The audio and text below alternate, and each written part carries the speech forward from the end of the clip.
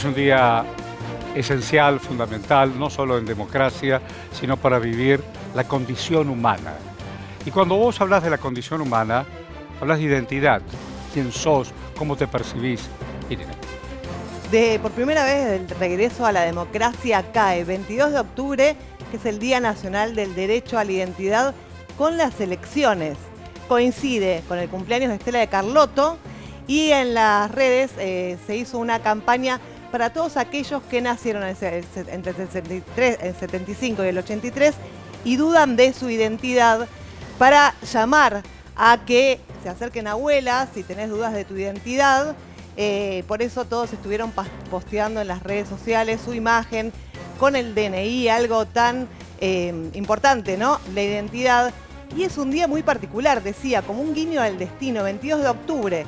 Me gustó eso, ¿cómo de nuevo? Me gustó. Un guiño del destino, Me gustó. porque el 22 de octubre se creó en homenaje a Estela de Carlotto, que cumple este día, en el 77, Abuelas de Plaza de Mayo.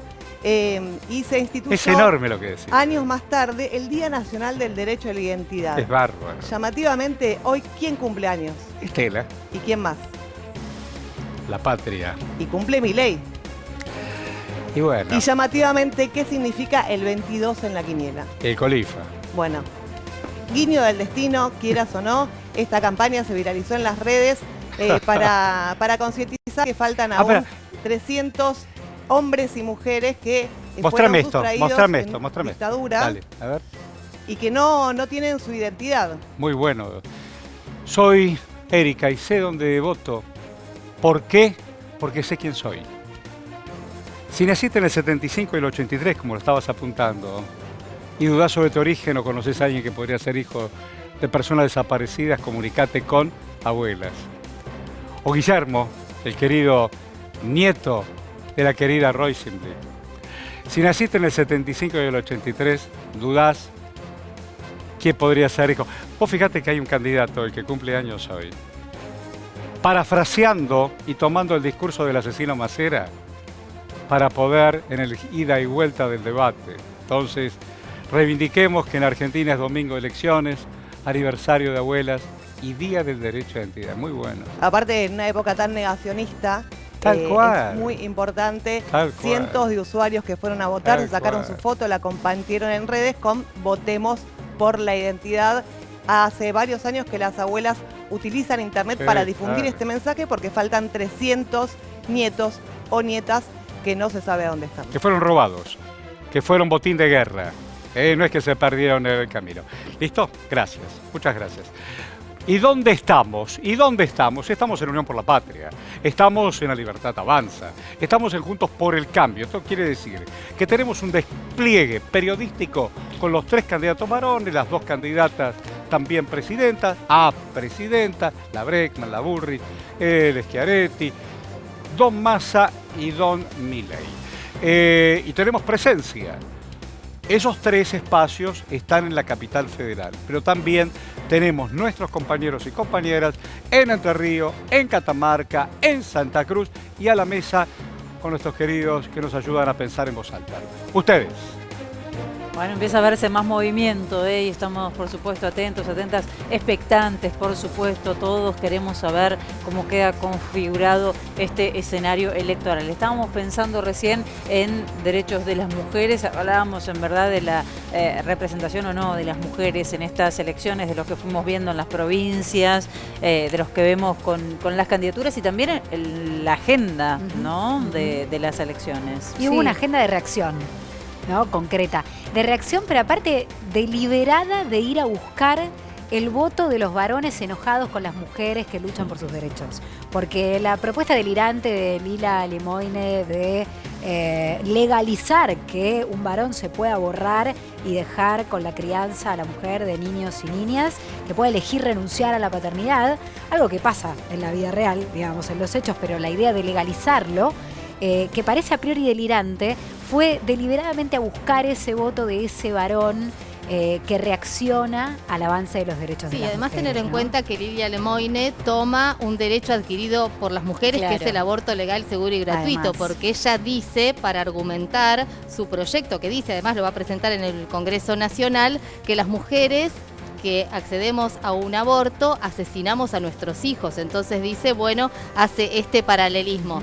La verdad es que es un tema que ya se debatió en el Congreso Nacional, que a las mujeres nos costó y mucho conseguirlo. Y bueno, hay sectores políticos que están también poniendo en duda ese derecho que hoy sí tenemos las mujeres. El ideal es que no se discute un derecho adquirido, ¿no? Exacto. Digo, no se retrocede, o no debería ser posible retroceder en materia de derechos. Eso es lo que pensamos. Cerrar el Ministerio de Mujeres, Género y Diversidad, dijo Milei, y también Patricia Bullrich, eliminar la ESI, la educación sexual integral. 16 años tiene esa ley de la República Argentina. Bueno, eliminarla, obviamente barrer con el lenguaje inclusivo. Este proyecto que comentan las compañeras, son varios los proyectos y los derechos adquiridos con los que quiere terminar Javier Milei, y es poca su capacidad de hablarle a este colectivo, ¿no? A este colectivo, a las mujeres que son más de la mitad del padrón electoral. Sí. ¿Puedo opinar por la minoría acá? Lo vamos a pensar, No sé, lo vamos a pensar, no sabemos si tenés derecho. No le voy a pedir que sean democráticas, simplemente me dejen tener una... me parece que el tema de las mujeres y la discusión de los derechos de la mujer abrió un panorama espectacular en Argentina. Fue un avance en términos de discusión de derechos civiles, no solo a favor de la mujer, sino en general hacia la igualdad. Imagínense el tema salario. Mujeres y diversidades. Claro, exactamente. Hubo un avance muy grande. Pero lo que pasó con esta campaña política es que corrió todo a la derecha. Corrió toda la derecha y empezamos justamente a debatir derechos adquiridos y a poner en cuestionamiento esos casos. Creo que el tema de la mujer fue un ejemplo de eso también, ¿no? Sí, porque además, quizás uno de los ejemplos más elocuentes de cómo se corrió el debate en un sentido absolutamente inesperado. Y se corre en un sentido peligroso, digo, claro, porque aparece un espacio político que es liberal en lo económico y seduce a un sector de la sociedad, pero es autoritario en lo político y es retrógrado y extremadamente conservador en lo social. Es una mezcla llamativa. No, yo te hago una corrección ahí, digamos, desde el punto de vista técnico, porque es falsamente liberal en lo económico.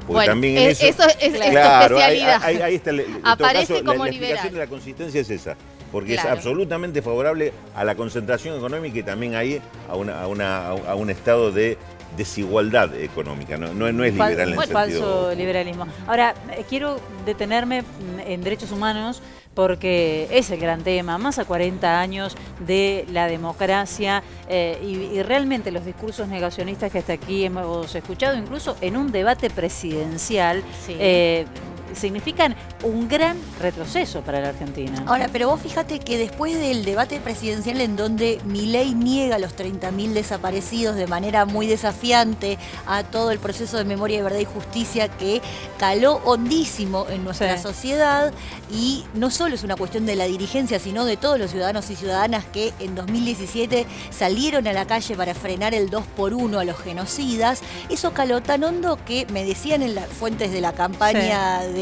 Unión por la Patria que vieron cómo la campaña de Milei corrió del medio a Victoria Villarruel. Y vos fíjate que en el acto de cierre de Milei no habla la candidata a vicepresidenta, que es Victoria Villarruel. ¿Por qué? Porque cayó, según los Focus Group, cayó muy mal que se hayan metido con un tema que es de todos y todas, no es de ninguna fuerza política. Después lo tuvimos a Jorge Macri en un escenario jugando también y analizando la cifra, ¿no? Tal cual. Sí. ¿Sabes qué pensaba respecto a eso el otro día? ¿Se acuerdan cuando López Pérfido negó la cifra de desaparecidos? Que se tuvo que ir del cargo. Se tuvo que ir, eso fue hace 7 años, nada más. Hace 7 años Darío Pérfido no podía salir a la calle y la persona que se lo cruzaba le decía, Darío, son 30.000. Tuvo que renunciar después de meses, una larga pelea, pero ahora, como 7 años después, que no es tanto tiempo, no estamos hablando de un nuevo siglo. Bueno, después de pocos años, como tenemos candidatos que niegan esta cifra o que reivindican la dictadura como excesos, bueno, pensaba, ¿no?, la evolución que hubo desde ese caso, que fue muy emblemático hasta ahora, ¿no? Es que así se genera sentido, digo, con el día a día vamos corriendo un poquito más la vara, cada vez un poquito más allá, y si no hay una resistencia clara, por ejemplo, en los medios de comunicación, son contados los casos, la concentración en los medios de comunicación hace que también el discurso hegemónico vaya en cierto sentido, ¿no? Entonces, digo, se va corriendo la posibilidad de decir eso que hasta hace poco no se podía. Me parece que estamos asistiendo justamente a una naturalización de ese discurso negacionista por momentos y apologista, podría decir. Tenés además otra contradicción, porque lo tenés al candidato que niega los 30.000 detenidos desaparecidos y reivindicando el golpe de Estado, diciendo que quiere que la Argentina sea como Alemania.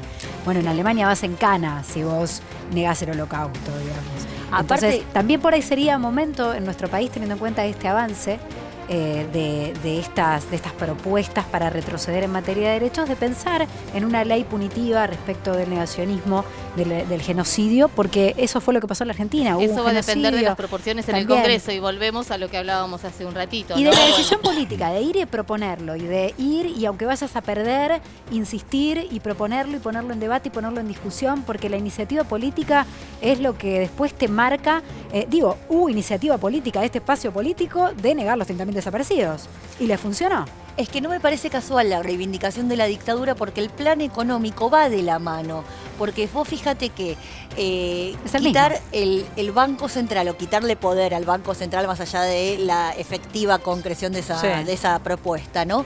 Liberalizar el tipo de cambio, darle todo el poder al poder financiero. Todo eso nació con las reformas de la ley financiera, de entidades financieras que sigue vigente y que nació en la dictadura y que después de 40 años de democracia no se pudo modificar, por lo menos hasta ahora. Sí, absolutamente. Qué importantes son las resistencias, ¿no? Pensaba, cuando hablaba de las mujeres, pensaba en una cuestión más regional. En Brasil, lo clave que fue el voto de las mujeres para impedir la reelección de Bolsonaro. En España, ¿no? Votando en contra. Veía el otro día la proporción de mujeres que votó, la diferencia entre el bloque de derecha y el de izquierda era muchísimo más amplia que la de los varones, que solo había un 1% de esa diferencia, con lo cual, bueno, en distintos casos de distintas elecciones del mundo, las mujeres fueron muy clave, lo mismo los organismos de derechos humanos. Bueno, importante esa resistencia en esta elección. Bien, bueno, interesante todo esto. Yo sumaría a estos temas a uno que emergió en las últimas semanas y que es discapacidad, que es un tema que habitualmente no forma parte de las campañas electorales y que en este caso fue Sergio Massa el que lo retoma para empezar a hablar de los derechos de las personas con discapacidad, sobre todo se hincapié en los derechos laborales. Me parece que es un gran tema, ¿no? Sí, cuando recibe a Elian, que es este chiquito militante de Ian Moche, que bueno, que está militando la concientización sobre la inclusión de personas autistas, que después lo recibe también Cristina Kirchner. Ahí hubo una discusión de, bueno, están usando a un discapacitado para una campaña. No, muchachos, muchachas, estamos intentando discutir y debatir los temas que modifican la vida de las personas en una campaña electoral. Al contrario, es darle protagonismo. Claro, darle centralidad a esos temas de los que nunca nadie habla, ¿no? Vamos a hacer una pausa, faltan 10 minutos para llegar a las 20. Estamos en la televisión pública en esta transmisión especial. Enseguida regresamos.